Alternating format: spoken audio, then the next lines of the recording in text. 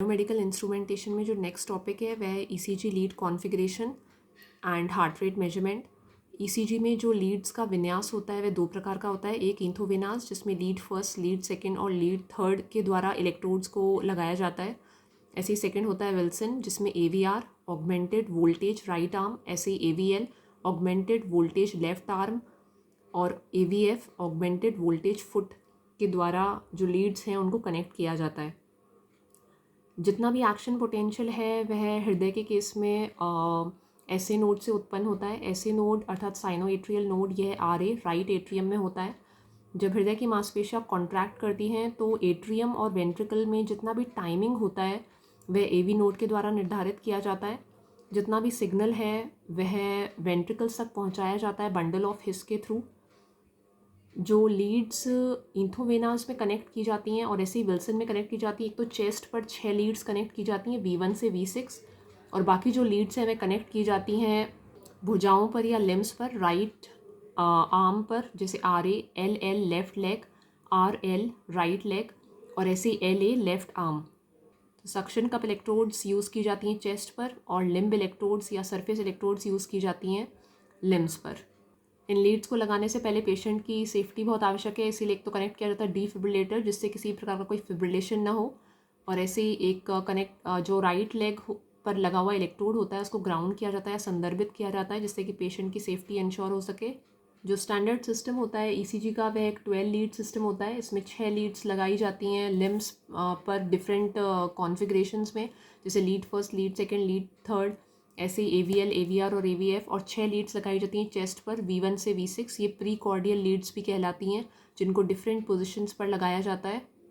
इनमें से जो लीड्स यूज़ की जाती हैं इंथोवेनास में वह बाइपोलर प्रकार की होती हैं। जो लीड्स यूज़ की जाती हैं विल्सन में वह यूनिपोलर प्रकार की होती हैं।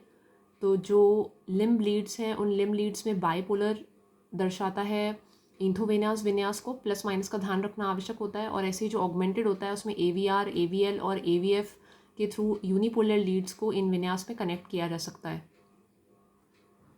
जो चेस्ट पर लगाई जा रही लीड्स होती हैं वह V1 और V2 के मध्य राइट साइड ऑफ हार्ट में प्लेस्ड होती हैं। ऐसे ही V3 और V4 इंट्रावेंट्रिकुलर सेप्टम में और V5 और V6 होती हैं लेफ्ट साइड ऑफ हार्ट पे। जब ईसीजी की रिकॉर्डिंग की जाती है उस समय लीड फर्स्ट लगाई जाती है RA और LA के मध्य, अर्थात राइट आर्म और लेफ्ट आर्म के मध्य। यह कुछ इस प्रकार से लगाई जाती है। ये होता है लीड फर्स्ट का विन्यास। तो लीड फर्स्ट के विन्यास में RA राइट आर्म और ऐसे ही LA लेफ्ट आर्म, इसके मध्य का जो सिग्नल होता है वह जाता है इस ऑपरेशनल एम्पलीफायर ओपैम्प को, और जो राइट लेग पर लगा हुआ इलेक्ट्रोड होता है वह होता है ग्राउंडेड। जो V आउट है वह इस ओपैम्प का आउटपुट सिग्नल है। नेक्स्ट जो लीड सेकंड का विन्यास होता है वह होता है RA और LL के मध्य, अर्थात जो इलेक्ट्रोड्स अप्लाई की जाती हैं वो RA और LL का जो सिग्नल है उसको एम्पलीफाई करता है वह एम्पलीफायर। वह कुछ इस प्रकार से लगाई जाती हैं। यह लीड सेकंड, तो RA अर्थात राइट आर्म और LL लेफ्ट लेग, इसके मध्य जो इलेक्ट्रोड्स है इनको कनेक्ट किया जाता है और ये ऑपरेशनल एम्पलीफायर को एज इनपुट दिया जाता है। राइट लेग का इलेक्ट्रोड फिर से ग्राउंडेड है और V आउट इसका आउटपुट सिग्नल। थर्ड जो लीड होती है वह लगाई जाती है लेफ्ट आर्म LA और LL लेफ्ट लेग के मध्य। RL फिर से ग्राउंडेड होता है, तो LA और LL के मध्य इलेक्ट्रोड इस प्रकार से लगाए जाते हैं। ये होता है लीड थर्ड का कॉन्फ़िगरेशन। तो LA लेफ्ट आर्म और ऐसे ही LL लेफ्ट लेग, इसका जो इनपुट है वह जाता है इस एम्पलीफायर को, और V आउट जो है वह आउटपुट सिग्नल।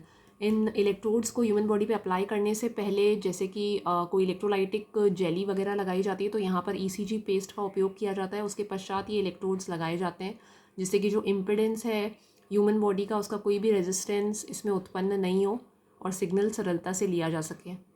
इन सभी इलेक्ट्रोड्स के द्वारा मिलता है वोल्टेज ड्रॉप, और उस वोल्टेज ड्रॉप की सहायता से वो जो ऑपरेशनल एम्पलीफायर है उसे सिग्नल एम्पलीफाई करके V आउट लिया जा सकता है।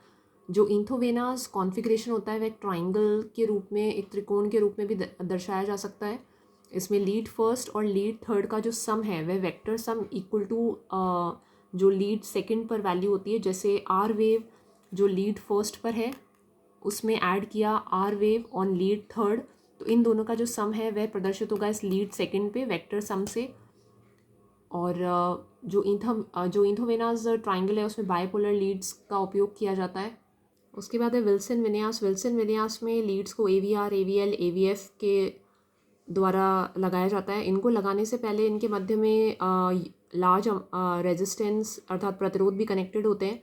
जैसे लीड AVR जो है राइट आर्म, तो राइट आर्म से जो सिग्नल है, जो इलेक्ट्रोड है, उसको एज इट इज़ अप्लाई करके इस ओप एम्प को दिया जाता है। और बाकी के जो दो बचे हुए, जैसे राइट लेग वाला तो ग्राउंडेड रहेगा, तो वह तो ग्राउंडेड है, और बाकी जो लेफ़्ट आर्म है और ऐसे ही लेफ़्ट लेग है, उससे लिए हुए सिग्नल के मध्य प्रतिरोध कनेक्ट किए जाते हैं। फिर वो सिग्नल दिया जाता है इस ऑपरेशनल एम्पलीफायर को। ऐसे ही लीड कॉन्फ़िगरेशन में जो लीड AVL है, उसमें जो लेफ़्ट आर्म का संकेत है वह एज इट इज़ दिया जाता है, और बाकी के जो दो इलेक्ट्रोड्स हैं उनसे लिया हुआ संकेत जो है उसमें प्रतिरोध अप्लाई करके फिर इस ऑपरेशनल एम्पलीफायर को सिग्नल दिया। ऐसे ही थर्ड लीड AVF में जो राइट लेग होता है उसका तो इलेक्ट्रोड ग्राउंडेड रहता है या संदर्भित रहता है, और बाकी राइट आर्म और ऐसे ही लेफ़्ट आर्म से जो प्रतिरोध है उसको लगाकर ये सिग्नल दिया जाता है, और जो लेफ़्ट लेग है उससे सिग्नल एज इट इज़ दिया जाता है, उसमें किसी भी प्रकार का प्रतिरोध कनेक्टेड नहीं होता है। फिर ये सिग्नल दिया जाता है इस ऑपरेशनल एम्पलीफायर को, और इसका सिग्नल जो है वह V आउट होता है। जैसे एक block diagram of ECG machine में भी देखा था हमने, तो जो लीड्स अप्लाई किए जाते हैं उनका इनपुट दिया जाता है सबसे पहले DPC को या DPS को, अर्थात डिफिब्रिलेशन प्रोटेक्शन सिस्टम या डिफिब्रिलेशन प्रोटेक्शन सर्किट को। उसके पश्चात ये दिया जाता है इस लीड सेलेक्टर स्विच को, जिसके अकॉर्डिंग जो लीड्स हैं वे अरेंज किए जाते हैं C चेस्ट के लिए, ऐसे ही 1 2 3 लीड फर्स्ट, लीड सेकेंड और लीड थर्ड के लिए, और AVL AVR और AVF यह है विल्सन मोड के लिए। अब जो नेक्स्ट टॉपिक है वह heart rate measurement. Heart rate measurement अर्थात हृदय में जितनी भी बीट्स पर मिनट की जो संख्या होती है उसको किस प्रकार से मापा जाता है। सबसे पहले तो इसकी नीड की क्या आवश्यकता है इसको मापने की, और उसके बाद इसके मेथड्स। इसके मेथड से पहले इसकी जो आवश्यकता है या इसकी जो नीड है, इसमें जितना भी टाइमिंग होता है जो RA तथा RV अर्थात राइट एट्रियम और राइट वेंट्रिकल के मध्य, और ऐसे ही लेफ़्ट एट्रियम और लेफ़्ट वेंट्रिकल के मध्य, LA और LV के मध्य, ये सारा टाइमिंग निर्धारित करने के लिए और वॉल्व्स के खुलने तथा बंद होने की जितना भी समन्वय है उसको बनाए रखने के लिए इसका मापन बहुत आवश्यक है। एक नॉर्मल ह्यूमन बीइंग के लिए इसकी जो वैल्यू होती है वह बीट्स पर मिनट BPM में मापी जाती है। 72 बीट्स पर मिनट इसकी संख्या होती है, जिसके आधार पे जो वॉल्व्स हैं वह खुलती हैं और बंद होती हैं, जैसे ट्रायस्क्यूपिड वॉल्व है या पल्मनरी वॉल्व है, और उसी के द्वारा हृदय जो है वह एक पंप की भांति कार्य करता है।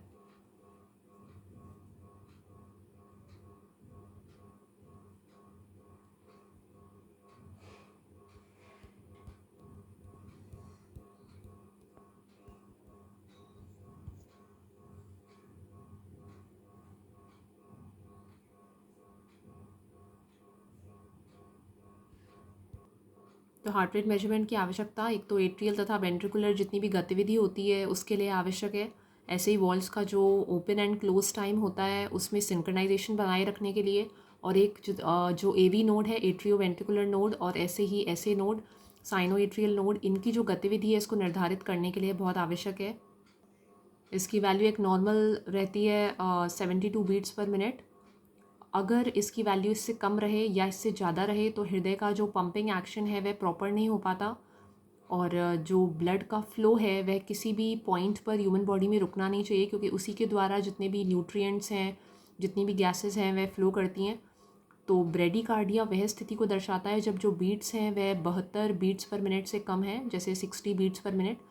और टेकीकार्डिया वह स्थिति है जहाँ पर बीट्स पर मिनट की संख्या बहुत ज़्यादा है, अर्थात वॉल्व्स जो हैं वो बहुत जल्दी खुल रही हैं या बंद हो रही हैं। उसके द्वारा यह वैल्यू दर्शाई जाती है 72 बीट्स पर मिनट से ज़्यादा, जैसे 100 बीट्स पर मिनट से ज़्यादा। जो वैल्यू 60 से 100 के बीच में है वह नॉर्मल मानी जाती है। अगर 60 से कम है तो ब्रेडिकार्डिया की स्थिति, ऐसे अगर 100 से अगर ज़्यादा है तो टेकीकार्डिया की स्थिति। अगर इसको ECG के द्वारा देखा जाए तो ECG के केस में ये है ब्रेडिकार्डिया की स्थिति। ब्रेडिकार्डिया की स्थिति में जो बीट्स पर मिनट है वह कम है। तो अगर हम एक ECG से देखें, ये है नॉर्मल ECG।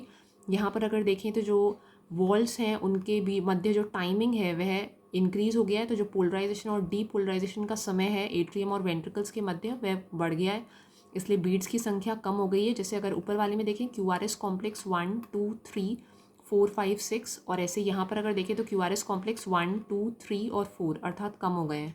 इसे कहा जाता है साइनस ब्रेडिकार्डिया। यह साइनस टेकीकार्डिया, इसमें नॉर्मल ECG जैसे 1 2 3 4 5 6 QRS कॉम्प्लेक्स हैं, और अगर यहाँ पर देखें तो क्यूआरएस कॉम्प्लेक्स की संख्या बहुत बढ़ गई है। यहाँ पर जो बीट्स पर मिनट की संख्या है वह 100 BPM हो जाती है। और इसमें जो मायोकार्डियल ऑक्सीजन डिमांड है, अर्थात जितनी ऑक्सीजन चाहिए उस टाइम पर, वह भी इंक्रीज़ हो जाती है। बीट्स पर मिनट की जो नॉर्मल वैल्यू अगर नहीं आती है, अर्थात अगर वैल्यू कम रहती है या ज़्यादा रहती है, तो उससे जितनी भी normal functioning other body parts की वह भी अफेक्ट हो सकती है, क्योंकि हृदय का जो पंपिंग एक्शन है वह प्रभावित होता है। इसमें जो बीट्स पर मिनट की संख्या बढ़ना या घटना होता है, इसको एरिथमिया भी कहते हैं। तो एरिथमिया डिसऑर्डर में जितनी भी हार्ट की रिदम है वह एबनॉर्मल हो जाती है, जैसे यहाँ पर कम हो गई, यहाँ पर ज़्यादा हो गई, ब्रेडीकार्डिया, ऐसे ये टेकीकार्डिया। इनको एक ईसीजी की सहायता से पढ़ा जा सकता है। नेक्स्ट है जो इमोशंस रिफ्लेक्ट होते हैं वो भी हार्ट की रिदम की जो पैटर्न है उसको अफेक्ट कर सकते हैं। जैसे फ्रस्ट्रेशन के टाइम कुछ इस प्रकार सा पैटर्न आता है, और जो एप्रिसिएशन है उसके टाइम पर ये आता है। तो जो भी पॉजिटिव इमोशंस है उसके टाइम पे जो हृदय की गतिविधि है वह नॉर्मल होती है, लेकिन नेगेटिव इमोशंस के टाइम जो हृदय की गतिविधि है वह भी प्रभावित होती है। अब सिंगल चैनल जो नॉर्मल ईसीजी है उसमें पी वेव रहेगी, ऐसे क्यूआरएस कॉम्प्लेक्स रहेगा और टी वेव रहेगी। अब जब नॉर्मल जो बीट्स पर मिनट की संख्या कैलकुलेट करनी है, उसको कैलकुलेट करने के 3 मेथड्स होते हैं। तो जो फर्स्ट मेथड है वह है पारदर्शी स्केल विधि। इसमें एक आर वेव से आगामी आर वेव तक का जो डिस्टेंस है या दूरी है उसको बीट्स पर मिनट के द्वारा दर्शाया जाता है। इसको ब्लॉक्स के थ्रू मापा जाता है, जितने भी ब्लॉक्स ईसीजी की वेव पर आ रहे हैं, तो एक आर वेव से दूसरे आर वेव तक का जो डिस्टेंस है उसको मेजर कर लिया जाता है। सेकेंड होता है क्यूआरएस कॉम्प्लेक्स की गणना विधि। इस क्यूआरएस कॉम्प्लेक्स की गणना विधि में इलेक्ट्रोकार्डियोग्राम या ईसीजी में जो क्यूआरएस कॉम्प्लेक्स की संख्या है उसको 20 से मल्टीप्लाई कर दिया जाता है और उस वैल्यू को इक्वल टू कर दिया जाता है बीट्स पर मिनट के या बीपीएम के। ऐसे जो थर्ड मेथड है वह है 5 mm वर्ग की गणना विधि, कि जो 5 mm का जो स्क्वायर है उसकी वो जो ब्लॉक्स हैं उनकी संख्या मापी जाती है, वह संख्या दर्शाई जाती है कैपिटल N से, और हार्ट रेट या हृदय की जो बीट्स पर मिनट है उसको दर्शाया जाता है 300/N। जैसे मान लेते हैं कि जो N है उसकी वैल्यू अगर आ रही है 5, तो 300/5 हो जाएगा कि 60 बीट्स पर मिनट। Thank you.